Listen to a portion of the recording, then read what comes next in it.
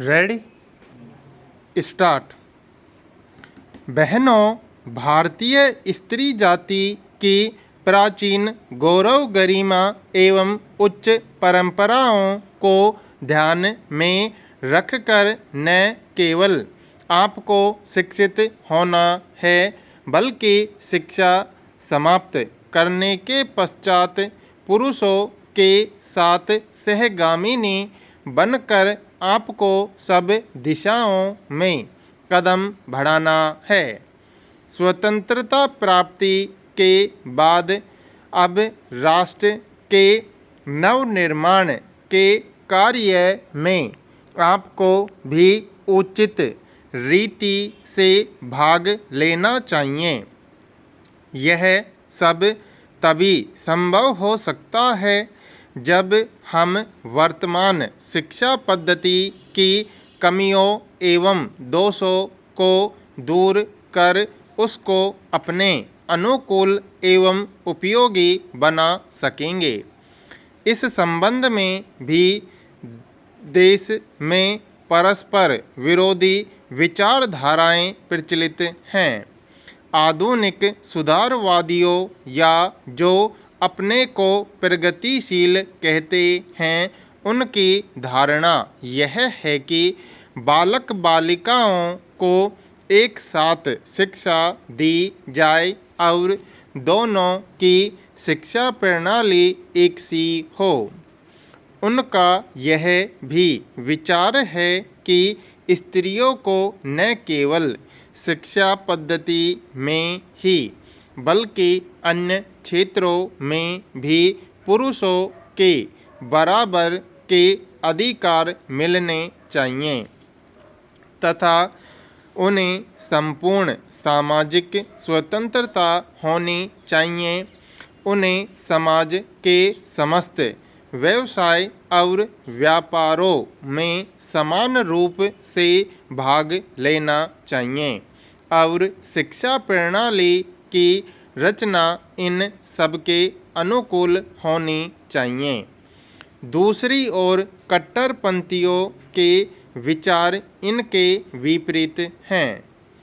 इस प्रकार स्त्री शिक्षा और अन्य बातों के संबंध में हमारे देश में वर्तमान समय में परस्पर विरोधी विचारधाराएं प्रचलित हैं।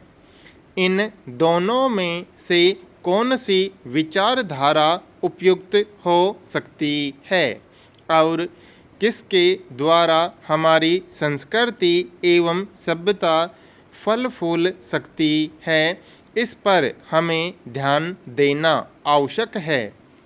जहाँ तक मेरा अपना विचार है, मैं समझता हूँ कि हमारे लिए इन दोनों के बीच के मार्ग को अपनाना श्रेयस्कर होगा। वर्तमान शिक्षा पद्धति के आदर्श एवं उद्देश्यों में जो दोष पाए जाते हैं, उनके अतिरिक्त वह बहुत महंगी सिद्ध हो रही है। प्रति वर्ष हम अपने शिक्षालयों द्वारा हजारों विद्यार्थियों को तैयार करते हैं, जिनमें से बहुतों को नौकरियां न मिलने पर जीविका चलाना बहुत कठिन हो जाता है। इस प्रकार हम अपने शिक्षालयों द्वारा जहां काफ़ी संख्या में विद्यार्थी बेकार तैयार होते देखते हैं, वहाँ फैशन परस्त भी तैयार होते देखते हैं। हमारे साधारण गृहस्थ घरों की लड़कियां जब प्रारंभ में आधुनिक शिक्षालयों में प्रवेश पाती हैं, तो धीरे धीरे वे भी वहाँ की फैशन परस्ती की शिकार हो जाती हैं और सुंदर सुंदर बहुमूल्य साड़ियाँ एवं भांति भांति की साज श्रृंगार की वस्तुओं की नकल करने लगती है, जिससे अपने माँ बाप या अभिभावकों को पर्याप्त मात्रा में व्यय कराने के संकट में डाल देती हैं। ऐसी शिक्षा प्राप्त कर जब वे स्कूल या कॉलेज छोड़कर जाती हैं तो उनका जीवन भार स्वरूप होने का भय रहता है, क्योंकि जीवन के कार्य क्षेत्र में वह अपव्ययी शिक्षा पद्धति धनोपार्जन के उपयुक्त सिद्ध नहीं हो सकती। यह नौकरी की आशा भी पूरी नहीं कर सकती और अंत में यह शिक्षा उनके लिए निकम्मी मालूम पड़ती है। इसलिए हमें सचेत होकर सोचना है कि क्या वर्तमान शिक्षा पद्धति ही हमारे लिए उपयुक्त है।